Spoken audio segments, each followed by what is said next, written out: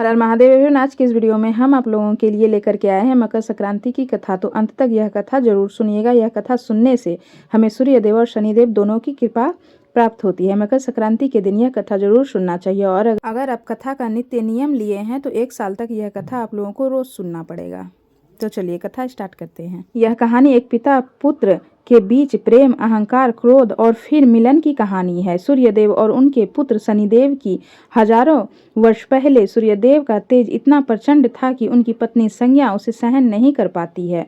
विवश होकर उन्होंने अपनी परछाई छाया को जन्म दिया और स्वयं तपस्या के लिए चली गई। संज्ञा ने छाया से कहा, छाया तुम मेरी प्रतिलिपि हो, आज से तुम सूर्यदेव की सेवा करोगी, लेकिन यह रहस्य किसी को पता नहीं चलने देना।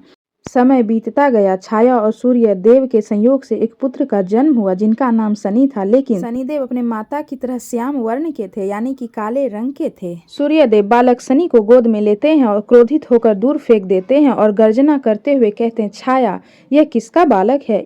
इसका रंग मेरे जैसा स्वर्णिम क्यों नहीं है? यह अंधकार जैसा काला बालक मेरा पुत्र नहीं हो सकता। छाया रोते हुए कहती, हे स्वामी, यह आपका ही अंश है, कृपया इसे आप स्वीकार करें।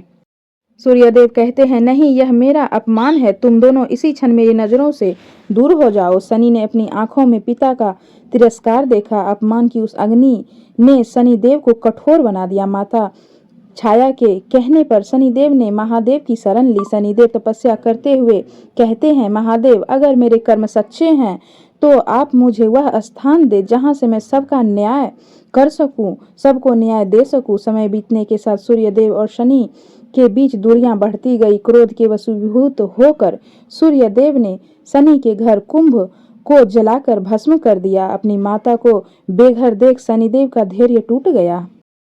शनिदेव क्रोध में बोले, पिता श्री, आपने सीमा लांघ दी है। यदि आपने अपनी शक्ति का दुरुपयोग किया है तो मैं आपको दंड जरूर दूंगा। शनिदेव की दृष्टि पड़ते ही शनिदेव काले पड़ गए। सृष्टि का संतुलन बिगड़ गया। अंत में भगवान शिव को हस्तक्षेप करना पड़ा। महादेव बोले, सूर्यपुत्र का अपमान करना धर्म नहीं और शनि पिता पर क्रोध करना शोभा नहीं देता।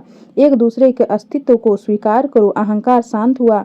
सूर्यदेव को अपनी गलती का बोध हुआ। वे अपने पुत्र शनि से मिलने उनके घर मकर में पहुंचे। शनिदेव ने देखा कि उनका श्री, मेरे पास केवल यही है, कृपया इसे आप स्वीकार करें। जैसे ही सूर्यदेव ने वो तिल ग्रहण किए, एक चमत्कार हुआ। उनका काला रंग सुंदर हो गया और वो फिर से चमकने लगे। सूर्यदेव गदगद होकर बोलते हैं, पुत्र शनि, तुम्हारे इन काले तीनों ने मुझे खोया हुआ तेज वापस दे दिया है। आज तुम पर मुझे गर्व हो रहा है। आज से जब भी मैं तुम्हारे राशि मकर में प्रवेश करूंगा वह मकर संक्रांति कहलाएगी। इस दिन जो भी मनुष्य मुझे तिल और गुड़ अर्पित करेगा उनके जीवन में सारी परेशानी, गृह क्लेश को मैं समाप्त कर दूंगा। और इस तरह मकर संक्रांति पिता और पुत्र के पुनः मिलन का प्रतीक बन गई। यह त्योहार हमें सिखाती है कि कड़वाहट कितनी भी गहरी हो, प्रेम और क्षमा से उसे मिटाया जा सकता है। और इस प्रकार से मकर संक्रांति का पर्व हमारे हिंदू धर्म का एक महान पर्व बन गया।